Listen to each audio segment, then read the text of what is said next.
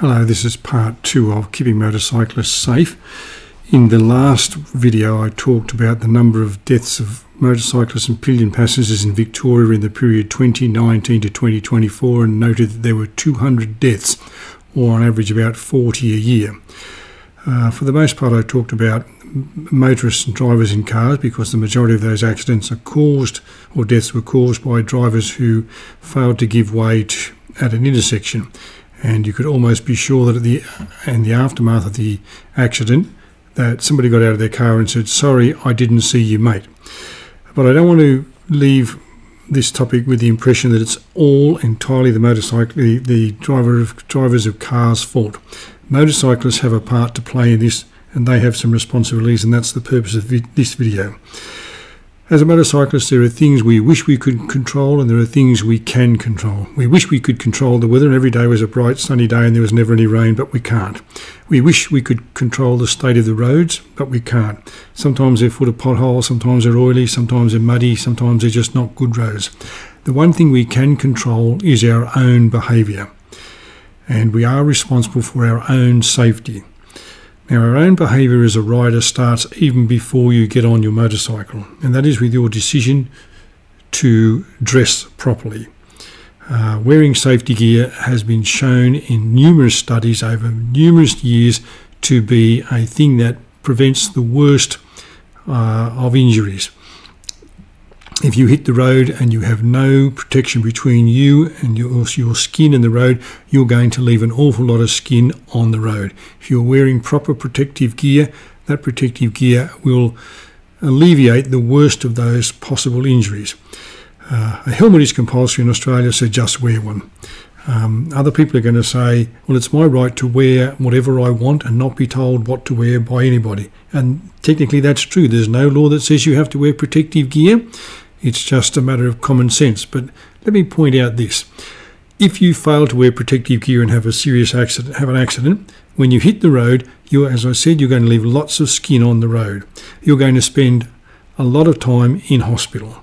And one way or the other, you and every other motorist and taxpayer in the state or in the country is going to pay for that. And how that is because when you're in hospital, your health insurance or the TAC or the party that issued the third-party insurance for your motorcycle are going to pay your bills. And what happens then is that everybody pays a higher premium the next time around because insurance companies try to spread the risk as far and as wide as they can. So they don't just say to you, well, you had a big claim last year, so your premium goes up. They say to everybody else, claims went up last year. There were more accidents, they were more expensive because medical inflation and various other reasons, and everybody pays a higher premium, including the people who've never even had a speeding ticket in 20 years or whatever. Suddenly they're paying more for their premiums and saying, but I rode safely, I made no claims. It's because accidents are becoming more severe, injuries are becoming more severe, costs of treating people are rising all the time, and somebody has to pay for that. And the people who pay are the people who buy insurance policies, be they health insurance or third party, because the insurance companies spread the risk as widely as they can. So put it simply, put on the protective gear. Put on a decent jacket with a turtle pack and padding in the shoulders and the elbows. Put on pants that have knee pads and hip guards. Put on proper boots that will protect your feet, and wear gloves. When you go down, the first thing you're going to do is put your hands down and try and break your fall, and you're going to lose skin off your hands or possibly even lose fingers. So that's the first thing you have to do as a rider. Dress yourself properly and wear protective gear. The second thing is when you're on the road, you need to be seen. The fashion for blacked out motorcycles and all black helmets and all black riding gear means that especially at dusk, it is hard to see you. So you need to put reflective strips on your bike somewhere, you need to put reflective strips on your helmet, or maybe even not wear all black gear. But you need to be seen because, as I said at the start of this video, the person who hits you gets out of their car and says, "Sorry, I didn't see you, mate," because they didn't see you. They weren't looking for you, and even if they were, if in the dusk, it is hard to see you. So think about the colour of the bike you buy, think about the colour of the clothing you wear, think about the ability to see you in dark conditions and when it's dusk. Now once you've done that, you're on the road.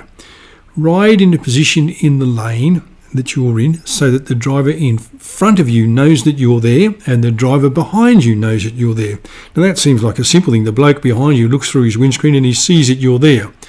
But there is a thing known as homeostasis, which simply means that once people get used to a certain condition or a certain situation, everything returns to what it was before.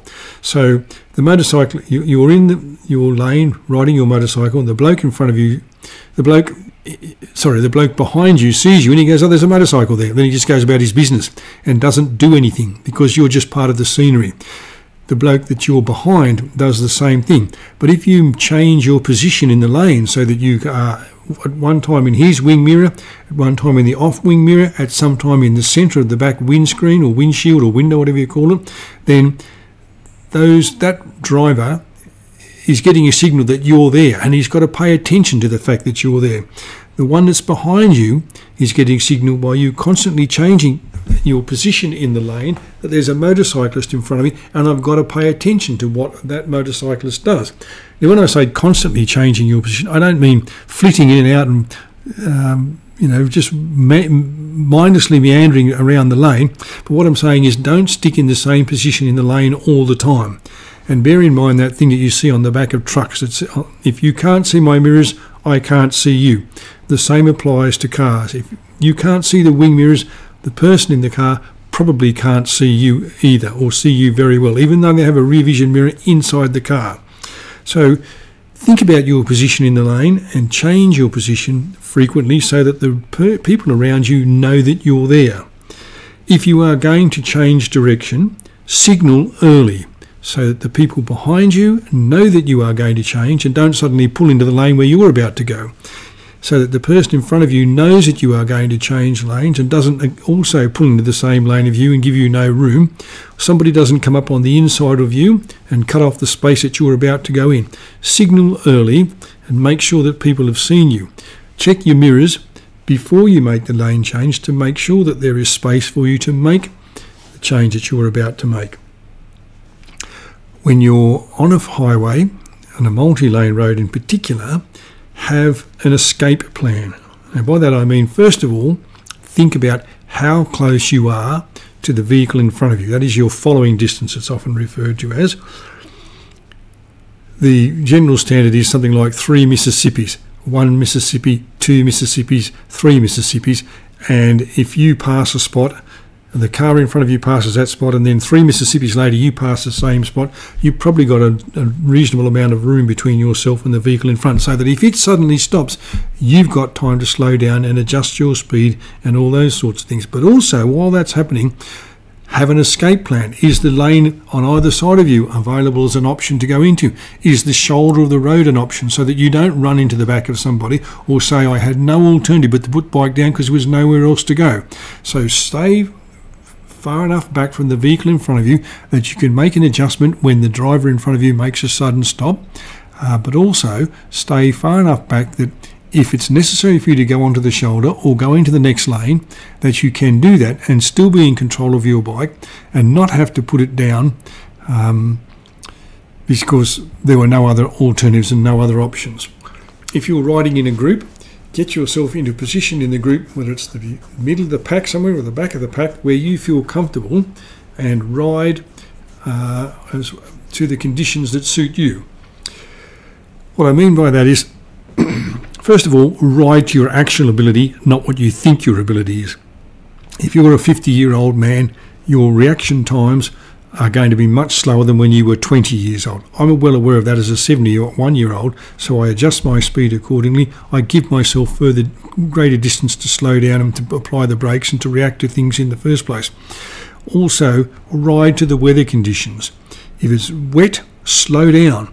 If it's getting dark, make sure your lights are on. If it's getting dark and you're unfamiliar with the road, adjust your speed. Make sure that when you are about to make an overtaking move, that you can see sufficiently around the curve in the road, if there is one, to see ahead and see, is it safe? The lines on the road might say it's safe, it's an okay spot to overtake, but make sure that it is, and make sure that there's nothing coming the other way. If you can't see something coming the other way because the road curves a little bit, then perhaps wait till the road's clearer or there's a straighter section before you overtake.